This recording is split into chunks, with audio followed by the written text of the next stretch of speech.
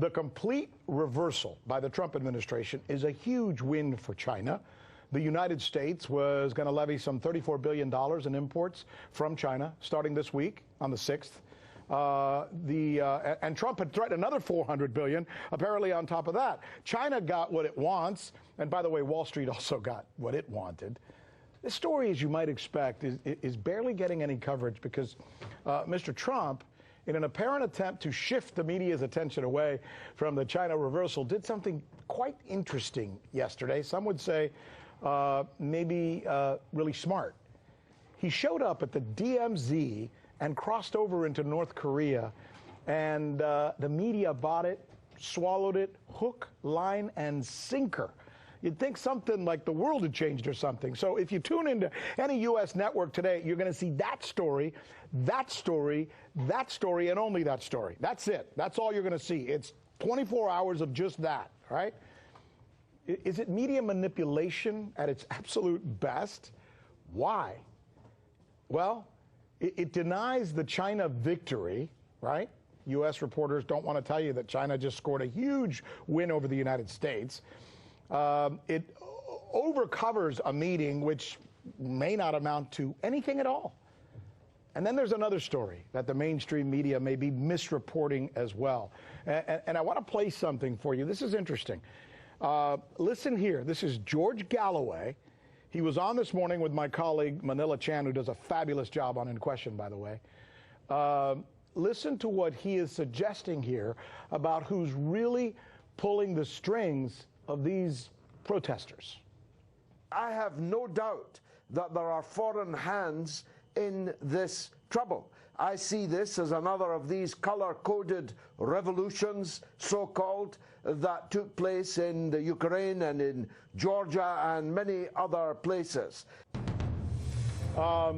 It was actually even longer, but I want to talk about that in a little bit. But first, I want to introduce our guests here. Joining us are two of the best when it comes to this story in particular. NRS correspondent Michele Greenstein has been all over the China-U.S. story for months now and has done really, I mean, cover your ears, groundbreaking reporting. She really has. Also, Boom Bust host, thank you, you can get him down now. Also, Boom Bust host Christy Ali, knows the business, probably as well as anybody out there when it comes to the business side of this conversation that we're about to have. So, Michele, let me begin with you and the Galloway comments we heard a little while ago. What he seems to be saying is that what's going on in Hong Kong may not actually be what it appears to be, that there's something behind this, something pushing, someone perhaps with an agenda. Is he right?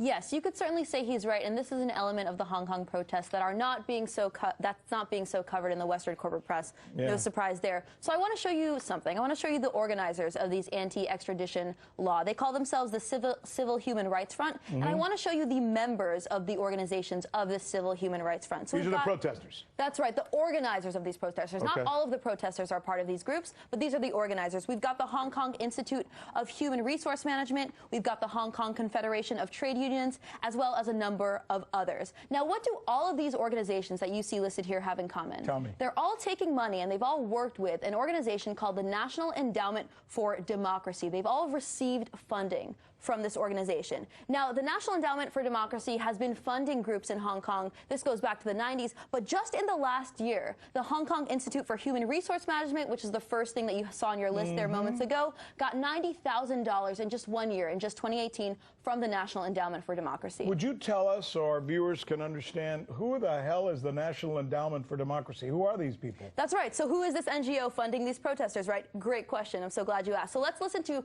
Carl Gershman. Here's what he had to say. He was actually the president of the National Endowment for Democracy at the time he said this. He said, "It would be terrible for democratic groups around the world to be seen as subsidized by the CIA. We saw that in the 60s, and that's why it's been discontinued. That's why the endowment was created." So here we have this NGO that's been created to, in a sense, do the CIA's work overtly. And let's hear it from Alan Weinstein, who actually helped draft the legislation to create the NED. Here's how he put it. He put it a bit simpler. He said, a lot of what we do today was done covertly 25 years ago by the CIA. So you don't have to take it from me. You can take it from these men who were involved from the ground up at the National Endowment for Democracy. Here they are saying that this is, in a sense, a front for the CIA itself. And as you know, the CIA loves funding opposition groups. Well, but, you know, a lot of Americans don't know this, right? I mean, you and I this weekend were texting back and forth about the fact that just as back in 2009, the United States actually perpetrated a coup in Honduras, right? The country where we're having all these problems now with all these immigrants coming. That's right. The Obama administration, and it was led by none other than Hillary Clinton, right? That's so right. That's kind of, and that's just we do this. Many right-wing coups that the U.S. has supported in the past. Of course, the National Endowment for Democracy was involved in Honduras.